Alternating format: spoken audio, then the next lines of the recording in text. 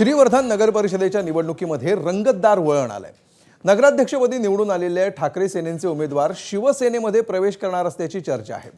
शिंदे सेनेच्या भरत गोगावलेंनी देखील तसंच सूचक वक्तव्य केलंय। नेमकं तिथं काय घडलंय पाहूया या रिपोर्टमधून।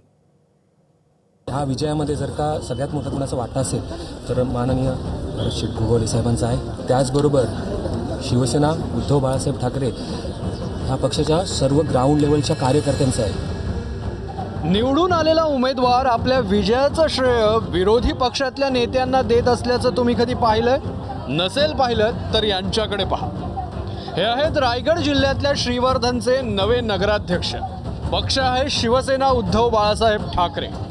पण ठाकरेंच्या पक्षातून निवडून आलेले उमेदवार आभार कुणाचे मानतायत तर कट्टर राजकीय विरोधक असणाऱ्या शिंदेंच्या शिवसेनेच्या भरत गोगावलेंचं।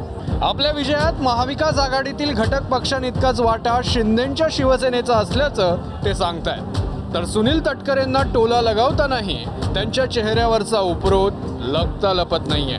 आता फक्त मी या ठिकाणी श्रीवर्धनच्या 13,000 जनतेचे आणि मला सहकार्य करणाऱ्या सगळ्या, मी आता नावं पण घेतोय, दोन्ही शिवसेना, महाराष्ट्र नवनिर्माण सेना, भारतीय राष्ट्रीय काँग्रेस, राष्ट्रवादी शरदचंद्रजी पवार पक्ष आणि शेतकरी कामगार पक्ष यांचा देखील ऋणी आहे। आणि त्याचबरोबर राष्ट्रवादी अजित पवार गटातील जे कोणी असंतुष्ट होते किंवा ज्यांना माझ्याबद्दल प्रेम होतं त्या सगळ्यांचा मी आभारी आहे। आता या आभार प्रदर्शनामुळे तुम्हाला धक्का बसला असेल तर आणखी एक मोठा धक्का पचवण्यासाठी मनाची तयारी करा। अतुल चौगुलेंच्या विजयाची घोषणा झाल्यानंतर पुढच्या काही क्षणात श्रीवर्धनमध्ये चर्चा रंगली ती त्यांच्या पक्षांतराची। ठाकरेंच्या शिवसेनेतून निवडून आल्यानंतर चौगुले शिंदेंच्या शिवसेनेत प्रवेश करणार अशी जोरदार चर्चा सुरू झाली।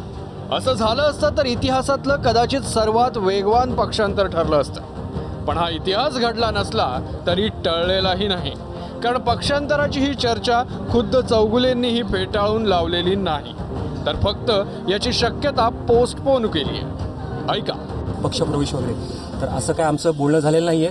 व्यक्ती एवढी मोठी आहे की काही भेटावं किंवा मी काय द्यावं म्हणून त्यांनी मदत केलेली नाही साहेबांनी। तर विचार मोठे आहेत साहेबांचे आणि त्यांचे जे काही शेठचे जे काही विचार आहेत ते मोठे आहेत आणि कुठल्या अपेक्षेने काय केलेलं नाहीये, ते भविष्याचा प्रश्न आहे, तो त्याच्यावर आपण नंतर बोलू। ठाकरेंच्या पक्षातून निवडून आलेले नगराध्यक्ष शिंदेंच्या पक्षात जाण्याच्या तयारीत का आहेत याची कारणंही इंटरेस्टिंग आहेत।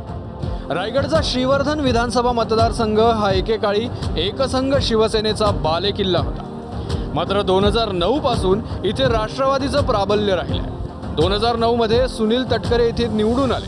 2014 मध्ये अवधूत तटकरे विजयी झाले, तर 2019 आणि 2024 मध्ये आदिती तटकरे विजयी झाल्या। जिल्ह्यातील स्थानिक स्वराज्य संस्थांवरही राष्ट्रवादीचंच वर्चस्व होतं। मात्र 2009 नंतर पहिल्यांदाच राष्ट्रवादीच्या बालेकिल्ल्यात तटकरेंना धक्का बसला। तटकरेंचा हा गड भेदण्यासाठी ठाकरेंच्या शिवसेनेचे उमेदवार असणाऱ्या अतुल चौगुलेंना भरत गोगावलेंनी रसद पुरवल्याची चर्चा आहे। चौगुलेंचा हा विजय गनिमी कावा असल्याचं स्वतः भरत गोगावले मान्य करतायत आणि चौगुलेंच्या भविष्यातील पक्षप्रवेशाची अप्रत्यक्ष गॅरंटीही देत आहेत। ज्या जनतेने निवडून दिलेलं आहे त्यांचं अभिनंदन, आभार मानतो।